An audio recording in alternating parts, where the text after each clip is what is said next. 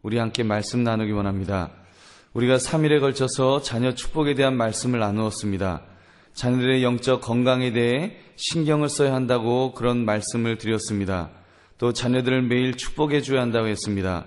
자녀들에게 저주의 말을 절대로 해서는 안 된다고 말씀을 드렸습니다. 그런 말씀들이 가지고 있는 공통적인 입장이 하나 있는데, 그것은 자녀를 향해서 내 자녀가 이러이러한 사람이 되었으면 좋겠다고 하는 자녀 쪽에서 변하기를 바라는 그런 희망사항을 나누었습니다. 오늘은 그 관점을 우리 자신들에게로 한번 돌려볼 수 있기를 바랍니다. 자녀가 잘 되기를 바란다면, 그렇다면 나는 과연 어떤 모습으로 살고 있는지, 어떤 모습이 되어가고 있는지를 우리가 살펴볼 수 있기를 바랍니다.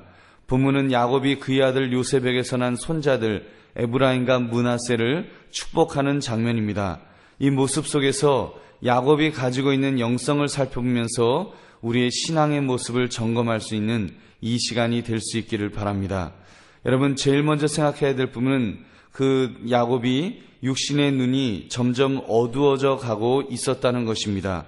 창세기 48장 오늘 읽었던 그 10절을 보니까 오늘 읽진 않았지만 10절을 보면 이스라엘의 눈이 나이로 인하여 어두워서 보지 못하더라.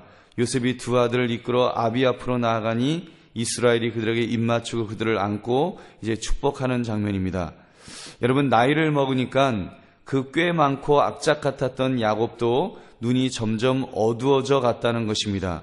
요즘은 라식 수술이다, 백내장 수술이다 해서 오히려 이렇게 눈이 더 밝아지기도 합니다만, 성경 당시에는 야곱이 나이로 인하여 눈이 어두워져서 이제 보지 못하였다는 것입니다.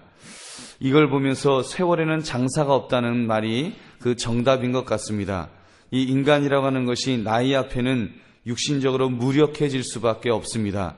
야곱의 아버지 이삭도 나이를 먹으니까 눈이 어두워져서 야곱을 에서로 착각할 정도로 눈이 어두워졌던 것을 우리가 이렇게 볼 수 있습니다. 사랑하는 성도님들, 우리가 그런 면에서 우리 자녀들 앞에 또 때로는 우리의 그런 나이 먹음을 우리가 인정해 주어야 합니다.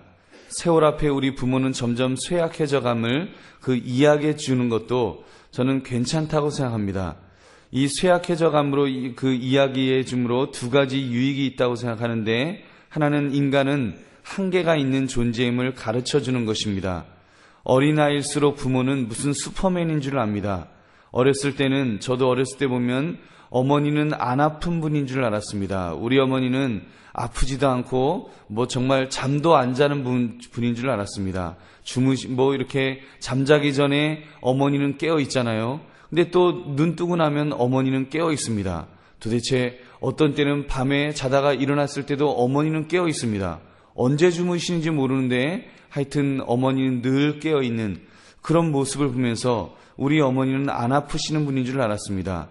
근데 나이를 먹어서 그 환상이 깨어질 때까지는 그런 생각을 했었습니다.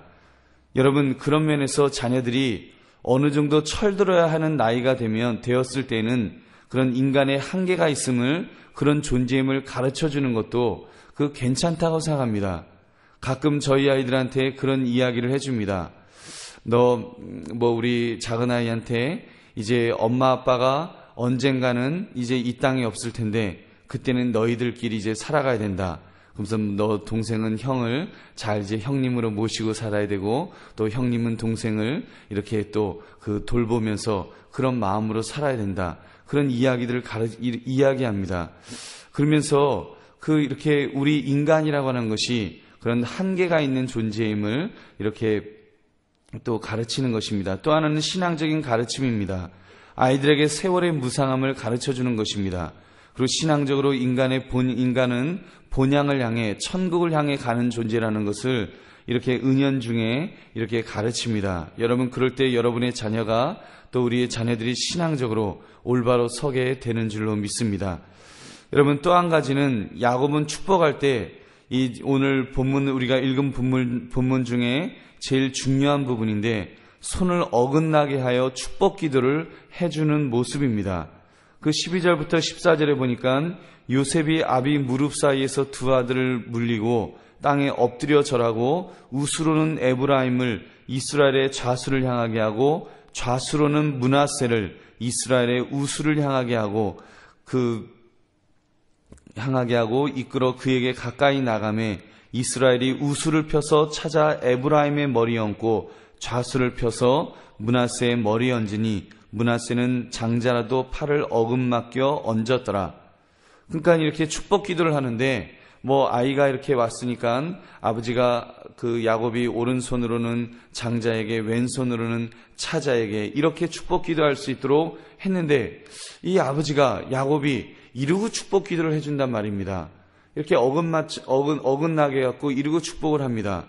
그랬더니 17절부터 보니까 요셉이 그 아비가 우수를 에브라임의 머리에 얹은 것을 보고 기뻐하지 아니하여 아비의 손을 들어 에브라임의 머리에서 므낫세의 머리로 옮기고자 하여 그 아비에게 이르되 아버지여 그리마옵소서 이는 장자니 우수를 그 머리에 얹으소서. 아비가 허락지 아니하여 가로되 나도 안다 내 아들아 나도 안다. 그도 한 족속이 되며 그도 크게 되려니와 그 아우가 그보다 큰 자가 되고 그 자손이 여러 민족을 이루리라 라고 그렇게 말하고 있습니다. 전에도 몇 번 말씀을 드렸을 것입니다만 저는 이 모습을 볼 때마다 참 야곱의 말년이 참 복되구나. 야곱의 말년이 정말 참 복된 사람이구나라는 것을 깨닫게 됩니다. 저는 야곱이야말로 그 말년에 영적으로 깨어 있었던 사람이라고 하는 것을 이렇게 깨닫게 됩니다. 여러분, 그 야곱의 아버지 이삭과 한번 비교를 해보시기 바랍니다. 저는 야곱과 이삭을 비교하기를 이렇게 좀 좋아하는데 이삭은 그야말로 참 성격도 참 좋았고 그리고 순탄한 인생을 살았던 사람입니다. 비교적 그 족장들 중에서 제일 순탄한 인생을 살았습니다. 그래서 그런지 그의 말년을 보면 말년이 좀 그랬습니다. 그는 이렇게 그 장자였던 에서에게 모든 축복을 다 해주기를 원했습니다. 장자이기 때문에 장자권의 축복을 그 아들 에서에게 다 해주기를 원했는데 그는 육신의 눈이 어두워져 있었기 때문에 그거를 제대로 하지 못했습니다. 그러면서 축복 기도를 해주면서도 그 아들들에게 그런 이야기를 합니다. 그 에서에게 그랬잖아요. 너가 그 특별한 별미를 갖다가 나에게 좀 만들어 다오. 그러면 네가 별미를 나에게 만들어 오면 내가 그것을 맛있게 먹고 너에게 마음껏 축복해 주겠다. 이런 이야기를 합니다. 그래서 근데 그 이야기를 들은 이제 어머니가 살짝 이제 자기가 더 사랑하는 그 아들 야곱을 부르지 않습니까? 그리고 내가 음식 다 잘 만들어 줄 테니까 네가 형 에서인 것처럼 하고 가서 그리고 축복을 네가 다 받아라. 그런 이야기를 합니다. 그래서 음식 가지고 가고 그리고 아버지 하면서 목소리도 하면서 그리고 가서 또 털 있는 처럼 그 형은 이제 털이 많았다 그랬습니다. 그러니까 이제 짐승의 털을 해갖고 이러고 가서 아버지 제가 그 에서입니다. 그러면서 축복기도 해주세요. 그랬더니 이삭이 아무것도 모르고 거기다 대고 축복기도를 다 해주었습니다. 이 이삭은요 그 아들 야곱에게 형 에서인 줄 알고 그 모든 장자의 축복을 모두 다 해준 것입니다. 그냥 얼떨결에 해준 것입니다. 자기의 의지로 한 것이 아니라 속아서 해주었습니다. 근데 성경은 그것이 하나님의 뜻이라고 이미 성경은 그것이 하나님의 뜻이라고 나와 있었습니다. 그런데도 이삭은 그것을 깨닫지 못하고 이렇게 얼떨결에 그렇게 축복을 해주는 것을 보게 됩니다. 그런데 반면에 야곱은 어떠했습니까? 그는 참 많은 시련을 겪었던 사람입니다. 형 에서를 속인 죄로 어려서부터 집을 떠나 객지 생활을 해야 했습니다. 외삼촌 라반에게 라헬과의 그 혼인 문제로 여러 번 속임을 당했습니다. 딸 디나가 강간을 당했습니다. 그 일로 형제들이 사람들을 속이면서 잔인한 살인극을 벌이기도 합니다. 심지어 아들 요셉이 죽었다는 소식을 듣고는 세상에서는 전혀 위로를 얻을 수 없을 정도로 그는 슬픔에 잠기기도 했었습니다. 그런데 그런 험악한 세월이 요셉에게 무가치한 시간이 아니었습니다. 가치 있는 시간으로 그에게 다가왔습니다. 그는 그 기간을 통해서 연단을 받아 더 정금 같은 믿음의 사람으로 그는 그렇게 만들어졌음이 틀림없습니다. 그러므로 요셉의 말년에 바로왕 앞에서 그는 그런 말을 합니다. 내 나그네 길의 세월이 130년이니이다. 내가 험악한 세월을 보내었나이다. 그는 그러면서요 바로왕을 향하여서 축복을 하였다고 했습니다. 애굽의 황제를 향해서 감히 축복할 수 있는 사람으로 그는 영적으로 깨어 있었습니다.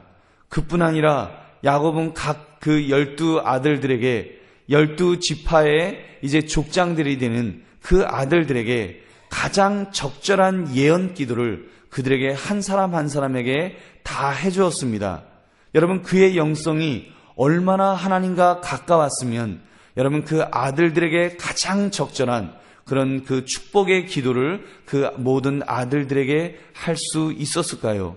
여러분, 그런 야곱이었기 때문에 지금 이렇게 손자들에게 에브라임과 므낫세에게, 므낫세가 장자임에도 불구하고 손을 어긋맞추면서 그렇게 하나님의 뜻을 이루어 드렸던 모습을 우리는 볼 수 있습니다. 사랑하는 성도님들, 이 새벽에 우리가 야곱을 통해서 내 자신을 돌아볼 수 있기를 바랍니다. 여러분, 내가 살아온 인생이 어떠했습니까? 내가 내 자녀에게 축복을 해줄 때 무엇을 남겨주기를 원하십니까? 여러분, 이 야곱처럼 자기의 의지가 아닌 하나님의 뜻에 따라서 좌수와 우수를 어긋맞히며 우리가 그렇게 기도해 줄 수 있겠습니까? 여러분, 우리의 영성이 우리의 자녀들 앞에서 그 정도의 영성이 돼야 되지 않겠습니까? 사랑하는 성도님들, 우리가 오늘 이 말씀을 통해서 우리 자신들을 돌아볼 수 있기를 바랍니다. 그래서 영적으로 더 깨어있기를 바랍니다. 하나님 앞에, 하나님, 내가 더 기도하기를 원합니다. 하나님, 내가 더 하나님의 뜻을 알기를 원합니다. 하나님의 뜻을 더 분별하기를 원합니다. 그래서 하나님 원하시는 그런 모습으로 내가 내 자녀들 앞에 서 있게 해달라고 여러분 그렇게 기도하시기를 바랍니다. 우리가 지금 이 말씀 가지고 장자보다 차자가 더 낫습니다. 그런 말씀 드리는 건 아닙니다. 여러분 자녀들에게 축복하는데 손을 어긋맞춰서 축복 기도를 그렇게 해주라는 그런 이야기가 아닙니다. 여러분, 우리가 적어도 그 정도로 영적으로 깨어 있어서 하나님께서 원하시면, 하나님이 하라고 하시면 여러분 얼마나 어색했겠습니까? 팔을 어긋맞추면서 축복 기도한다는 것이 이게 얼마나 불편했겠습니까? 근데 그가 그렇게 할 수 있었던 것은 여러분 하나님의 뜻이 여러분 무엇인가 있었기 때문에 여러분 그가 그렇게 그 축복 기도를 하면서 하나님의 뜻대로 그렇게 살게 된 줄로 믿습니다. 사랑하는 성도님들, 제가 사실 어제 함께 우리가 통성으로 기도하면서 그 하나님께서 제게 강한 그런 어떤 그 감동을 제게 주셨습니다. 그 헌금에 대해서 좀 이야기하라는 그런 감동을 주셨습니다. 이번에 영혼구원 및 자녀 축복 감사에 그 특별 새벽 기도를 하는데 좀 그런 마음이 들었어요. 우리가 뭔가를 좀 남겨야 되지 않는가? 우리가 우리의 자녀들을 위해서 이렇게 축복하며 이렇게 간구하는데 좀 뭔가를 좀 남겨야 되겠다고 하는 그런 마음이 들었습니다. 그래서 어제 하루 종일 그런 마음을 주신 것에 대해서 새벽 이렇게 제가 기도하면서 그때 이야기를 하려다가 이게 도대체 왜 이런 마음을 주시지? 그러다가 그냥 하나님 좀 더 기도해 볼게요. 그러고는 이제 그만두었습니다. 근데도 어제 계속해서 그런 그 마음의 부담감을 주셨습니다. 하나님, 왜 이러죠? 이제 그런 생각을 했습니다. 그래서 오늘 새벽에도 이렇게 앉아서 여러분들의 얼굴을 쭉 봤습니다. 이건 내가 이 새벽부터 이 헌금에 대해서 하나님 꼭 얘기해야 됩니까? 그러다가 여러분, 제가 우리의 자녀들을 위해서 정말 우리가 한번 좀 그런 헌금을 한번 하는 것도 뜻깊겠다라는 생각이 들어서 이 말씀을 여러분에게 좀 드립니다. 여러분, 좀 이번에 내일이 마지막 날입니다. 5번째 날, 이제 마지막 날인데 우리가 뭔가 좀 뜻깊은 일에 우리가 하나님 앞에 그렇게 헌금을 해도 좋겠다라는 생각을 했습니다. 여러분, 우리가 하나님 내 자녀에게 복을 달라고 우리가 기도합니다. 또 우리 이번 주 그 추수감사절인데 사실 이렇게 헌금에 대해서 굉장히 부담되는 그런 때인데 이렇게 말씀을 드리는 것이 사실 저는 더 부담이 됩니다. 더 부담이 되는데 그 하나님께서 제게 주신 마음이라고 제가 믿기에 이 말씀을 드립니다. 여러분, 우리 내일 주님 앞에 나와서 예배드리면서 내 자녀를 축복하는 마음으로 여러분 이렇게 좀 헌금을 가지고 나오시기 바랍니다. 여러분, 내 자녀, 하나님 내 자녀에게 복을 달라고 좀 여유가 있으신 분들은 아이당 10,000원이라도 갖고 나오시고, 그리고 또 여유가 좀 없으신 분들은 5,000원, 3,000원이라도 좋습니다. 내 자녀에게 자녀가 많으면 사실 부담되실 거 아니에요. 여러분, 그래서 우리가 좀 경제적으로 부담이 되지만 그렇게 한번 주님 앞에 헌금을 드리면 하나님께서 그 헌금을 기뻐 받으시고 우리의 자녀들에게 큰 복을 부어 주실 줄로 믿습니다. 여러분, 우리가 내 자녀를 위해 복을 빈다면 하나님께서 여러분, 우리가 또 그것 가지고 좀 좋은 뜻깊은 일에 썼으면 좋겠습니다. 그래서 그런 어려운 이 지역에 있는 어려운 아이들에게 그 헌금을 이렇게 줄 수 있으면, 그래서 등록금을 못 내거나 또는 이렇게 급식을 못하는 그런 아이가 있으면 이렇게 그런 아이에게 장학금으로 사용할 수 있으면 굉장히 좋겠습니다. 여러분, 그래서 이제 그런 부분들은 또 우리 장로님들과 구체적으로 우리가 이야기를 해야 되겠지만, 하여튼 우리가 뜻깊은 일에 한번 그렇게 하나님 앞에 우리가 헌금을 한다면 여러분, 하나님께서 참으로 우리의 자녀들에게 큰 복을 부어 주실 것입니다. 여러분, 이거는 그냥 여러분들이 하나님 앞에 한번 그런 기도하는 마음으로 한번 이렇게 써보시기 바랍니다. 그래서 하나님, 내 자녀가 이러이러한 자녀가 되기를 원합니다. 우리가 여러분 꿈이 있지 않습니까? 하나님이 여러분의 마음속에 주시는 꿈이 있는데 여러분, 그런 꿈을 가지고 그렇게 쓰시면서 제가 너무 많이 하라고는 말씀을 못 드리겠습니다. 여러분, 그냥 여유가 있으시면 한 아이당 10,000원 정도 해서 이렇게 좀 헌금을 한번 하시면 여러분, 그것을 통해서 또 이렇게 하나님 앞에 또 큰 영광이 이렇게 돌려지게 될 줄로 믿습니다. 여러분, 그래서 우리가 주님 앞에 이제 이번 영혼 구원과 또 이런 자녀 축복 감사의 특별 새벽 기도를 드리면서 여러분, 이번 이 특별 새벽 기도회가 정말 우리 자녀들의 삶에 그런 어떤 획을 긋는 그런 시간이 되기를 바랍니다. 내 자녀들이 주님 앞에 이렇게 올바로 서고, 정말 우리 부모님이 얼마나 우리의 자녀들이 복을 받기를 우리가 원하고 있습니까? 복을 받기를 원하는 대로, 참으로 우리가 복을 비는 대로 그 복이 우리의 자녀들에게 임할 수 있도록 여러분, 그런 자녀 되기를 위해서 우리가 기도할 수 있기를 바랍니다. 내일은 이제 좀 다른 말씀을 나누기를 원합니다. 그 아이들에게 우리가 이야기하잖아요. 너 우리가 공부하라면 공부해서 남주냐, 우리가 그런 이야기 많이 하잖아요. 근데 좀 공부해서 남주라고 하는 그런 이야기를, 그런 말씀을 우리가 좀 함께 나누기를 원합니다. 그래서 우리 부모님들이 올바로 서서 주님 앞에 올바로 서고 그 아이들에게 바른 비전을 심어주어서 정말 우리의 자녀들이 앞으로 주님 안에서 올바로 서는 그런 모습으로 그렇게 만들어가는데 우리가 앞장설 수 있는 그런 저와 여러분 되시기를 주님의 이름으로 축원합니다. 우리 함께 통성으로 기도하겠습니다. 하나님, 내 자녀가